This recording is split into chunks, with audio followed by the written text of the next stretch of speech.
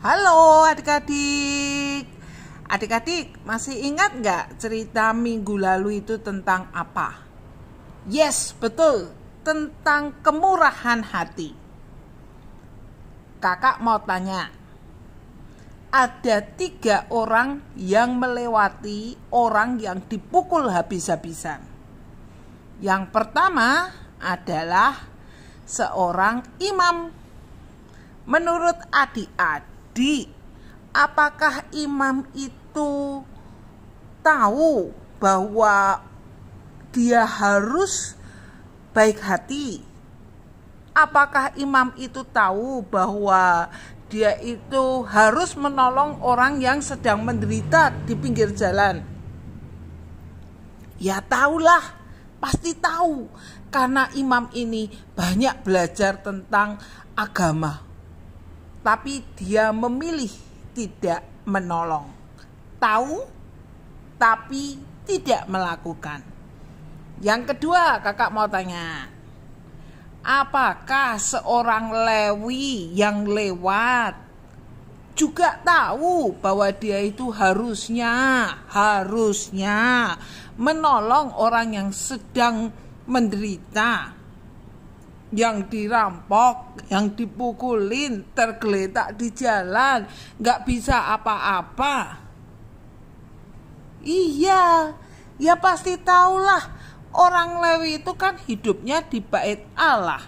Dia pasti tahu jika ada orang yang menderita, dia harus menolong. Dia tahu, tapi tidak melakukan. Dia tahu yang baik tetapi tidak melakukan. Itulah yang membedakan antara orang pertama, imam, orang kedua, orang Lewi, dengan orang yang ketiga, orang Samaria. Dia mau melakukan apa yang dia tahu. Nah, kita termasuk yang mana adik-adik? Kadang-kadang kita tahu kita harus berbuat baik. Kadang-kadang kita tahu kita harus menyenangkan hati Tuhan. Kadang-kadang kita itu tahu kalau kita itu harus nurut sama mama papa. Kadang-kadang kita tahu bahwa kita itu harus menjaga adik dan sayang pada kakak. Tapi apakah kita itu melakukan apa yang kita tahu? Rasul Paulus menuliskan bahwa kita ini manusia celaka. Manusia celaka. Kenapa? Karena kita tahu yang baik, tetapi kita tidak melakukan. Bahkan kita melakukan yang tidak baik. Kita memilih melakukan hal yang mendukakan, hal yang menyedihkan hati Tuhan. Dan kita melakukan hal-hal yang berdosa. Adik-adik, setiap dari kita ini adalah orang-orang yang berdosa, orang-orang yang selalu hidup dalam dosa dan membuat Tuhan sedih. Tetapi Rasul Paulus mengatakan, syukur kepada Allah karena Tuhan Yesus itu datang untuk menyelamatkan kita dari dosa. Oleh karena itu adik-adik, pada hari Minggu yang akan datang, tanggal 29 Januari 2023, kita semuanya diundang untuk mengikuti perjamuan kudus. Mengikuti perjamuan kudus berarti kita mengingat kembali bahwa tubuh Tuhan Yesus sudah disalibkan. Darah Tuhan Yesus sudah dikucurkan untuk menebus dosa kita.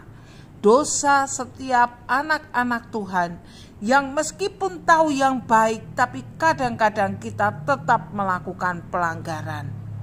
Adik-adik, ketika kita makan roti, maka ingatlah bahwa untuk kita Tuhan Yesus sudah menderita di kayu salib, bahkan mati.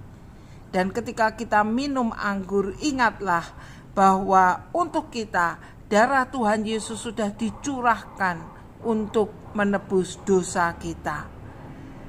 Selesai? Oh, tidak. Jangan selesai dengan mengingat saja.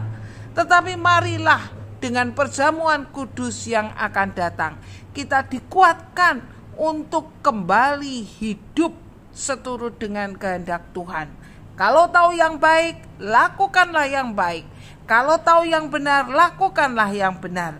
Jangan menunda, jangan berkata tidak, jangan menghindari untuk melakukan yang baik atau malah justru melanggar dengan melakukan hal-hal yang tidak baik. Oke. Selamat mengikuti perjamuan kudus pada tanggal 29 Januari 2023 bersama Mama Papa di gedung gereja. Tuhan Yesus memberkati. God bless you. Bye-bye.